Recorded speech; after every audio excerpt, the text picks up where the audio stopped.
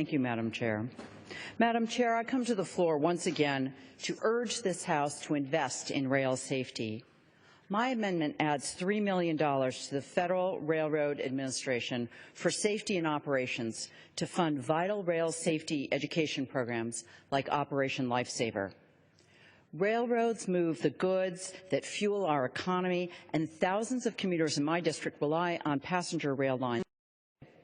In fact, over 11.5 million Americans took the trains on the Northeast Corridor last year, a record high ridership.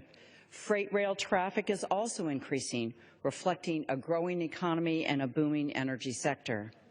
However, as we have seen in the news almost monthly, there have been a disturbing number of rail accidents in the last few years, many of them preventable train derailments and collisions. We in this House stood in silence a few weeks ago to mourn the loss of 8 passengers killed in last month's Amtrak derailment near Philadelphia. Those deaths were tragic and completely avoidable. We must do more to promote safe and reliable train rail travel. I've worked hard on the Transportation Committee and advocated in this House to implement positive train control and other innovative technologies that can protect passengers against the most dangerous rail accidents. But technologies like positive train control cannot prevent all train-related accidents.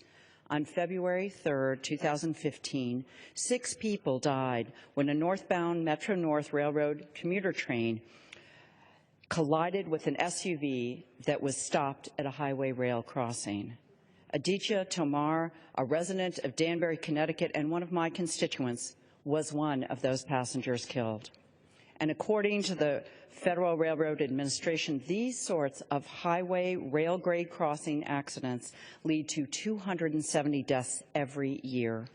Just this morning, media outlets were featuring a viral video from an Amtrak Silver Star train colliding with a car and slicing it in half after the driver drove around the lowered gate at a rail crossing in Jacksonville, Florida.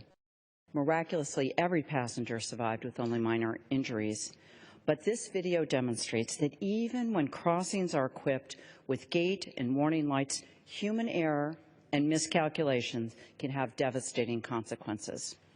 That's why we need to educate drivers, passengers, and pedestrians on how to avoid accidents along railroad tracks and at highway rail grade crossings.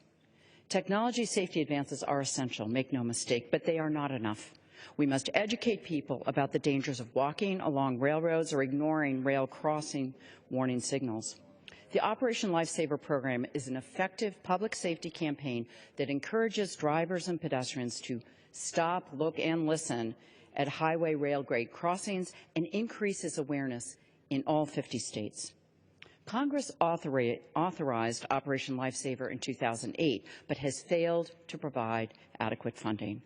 My amendment to increase funding for the Operation LIfesaver rail safety program is also fiscally responsible and does not increase spending. Instead, this investment is offset by a very small reduction in federal government staff offices for the Federal Aviation Administration, an account that will still receive $75 million above the administration's request. Thank you, Madam Chairman.